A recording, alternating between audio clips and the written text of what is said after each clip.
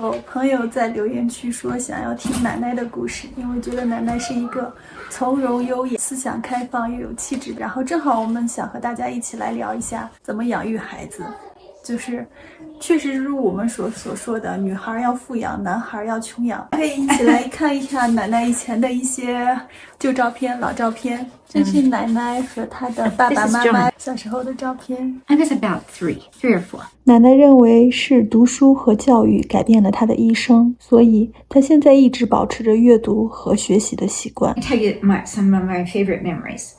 We only had one car, and so when I was little, and so my mom would drive my dad to work. Sometimes we had to wait. My mother always read to me every 5 days a week. We'd have quite a while of reading, constant reading, all kinds of books, children's books. And At home or in the car? In the car. And at home.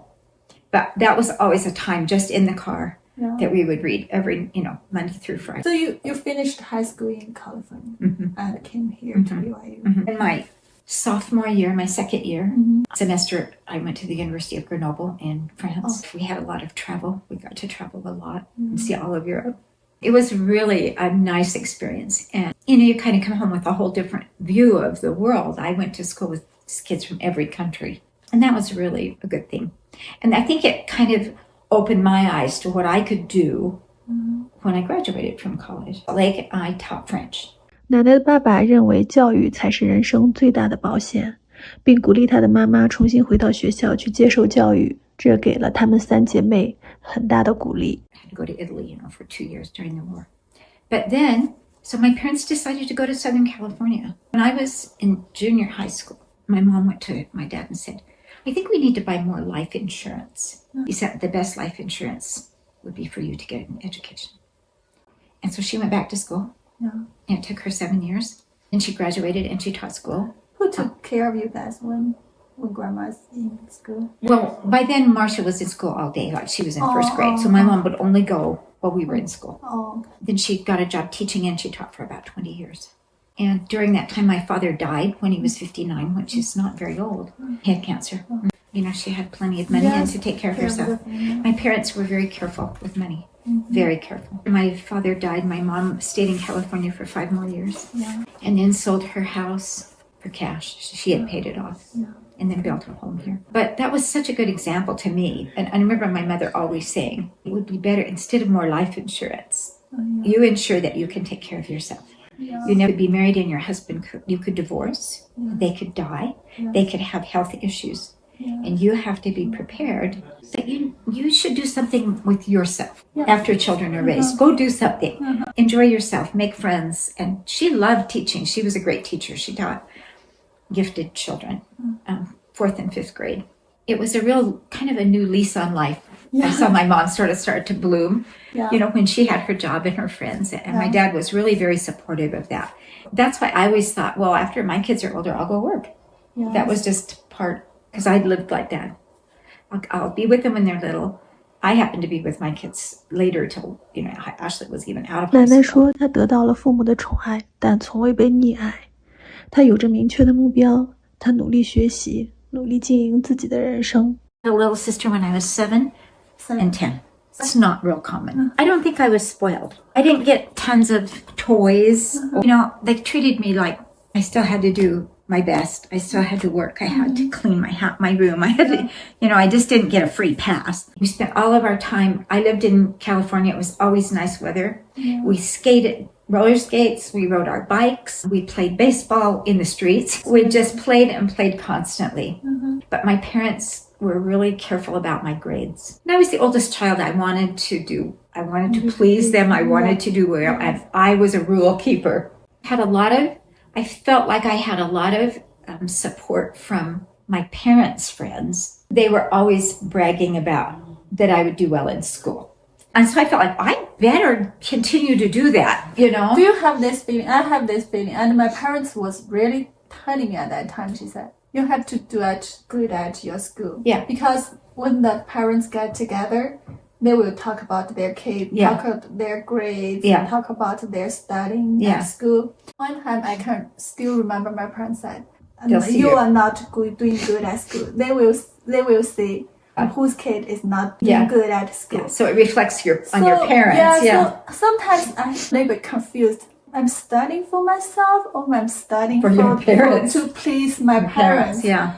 So do you have that feeling? I think I felt that if I didn't do well, I would disappoint them. I didn't want to disappoint them. They give you lots of pressure? No, push you, but just, or you can do better.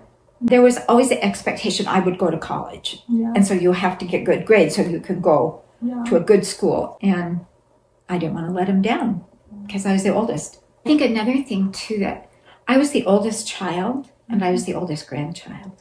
I think I felt expectations not just from my family, but from my extended family because I was the oldest. 在这样环境下长大的奶奶，在她养育了自己的孩子之后，重新回到学校读书，并成为了一名教师。Raised the kids, and I thought, what should I do? I hadn't spoken French for years. So then I went back to school just to kind of see. I went back and I finished a degree in humanities. While I was teaching, I did classes at night to get a reading endorsement, which was another 2-year program, to be a reading specialist. I actually took classes when we lived in Massachusetts. I just took classes for fun.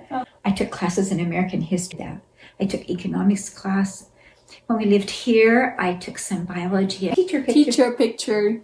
After she raised the kids and she went back to school, I got her master certificate. And the funny story that day is Holly got her master's degree. Because all of our family was there and they had these big signs. That's my mom, that's my grandma. 奶奶和她的大女儿是同一天从研究生毕业，是不是很神奇？奶奶不仅努力用功读书，而且还走在时尚的前沿。That's wedding picture. I just found it in a magazine from Saks Fifth Avenue in New York, and my neighbor said, I can make that. She did all that. She ordered the pearls from China, and then she sewed them all. I mean, she just copied the picture, very straight and very plain. It's pretty. This is Grandma and Grandpa's wedding picture. That's their cake. Yeah. That's a really fancy cake. Even you see from right now, it's not. It's a really fancy cake. 奶奶说，现在的70岁其实就是新50岁。她还不老，她还年轻，她还有很多事情想要去做，她还有很多旅行计划想要去实现。How do you keep your life like busy? I wish I could say I just sit around. I did sit around today alone. Well, I walk. I always have a lot of involvement with church things. I like to help my neighbors, and I have a lot of children. Help take care of Maggie. Do you like to read? I like to read. I have a book club that I go to. And my book this month is 670 pages. I go visit my mom fairly often because she's 100 and take care of. I have a house to take care of. It takes a lot of work. Do you think at this age, like at your 70s, lots of people like your age still keep in good health? I think so. It's really normal here, right? Yeah, 70 isn't very old at all. And even in 80s, I heard one time that 70 is the new 50. People live longer and they're healthy. Yeah. And that we don't think of elderly now till they're about 90. And Mary was telling me, my friend Mary said that husband's mother died at 90. And her sisters were so upset. His sister, the mother's sister, because one was 102 and one was 106. And they said she died an untimely death. We travel. We want to travel more.